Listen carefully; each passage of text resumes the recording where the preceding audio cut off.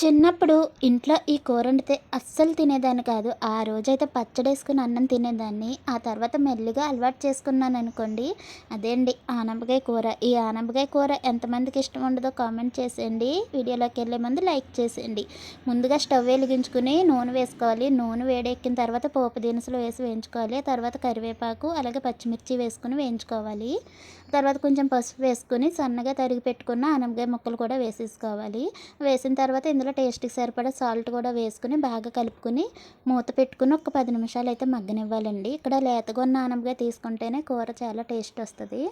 మగ్గిన తర్వాత ఇందులో కాచి చల్లార్చుకున్న పాలైతే వేసుకోవాలి. పాలు వేసిన తర్వాత మూత పెట్టి 2 నిమిషాలు ఉంచి ఆ తర్వాత కలుపుకోవాలి. అలా కలిపిన తర్వాత ఇందులో ఒక చెంచా జీలకర్ర కారం అయితే వేసానండి. జీలకర్ర కారం అమ్మ ప్రిపేర్ చేసింది. ఏ ఫ్రైలో ఏసుకున్నా కూడా సూపర్ టేస్ట్ ఉంటది. ఇది కావాలంటే కామెంట్ చేసేయండి. అమ్మతో చేయించి ఒక వీడియో అయితే పెడతాను. అంతే అండి. ఆనపకాయ కూర అయితే రెడీ అయిపోయింది. మీరు కూడా ఒకసారి ఇలా ట్రై చేయండి.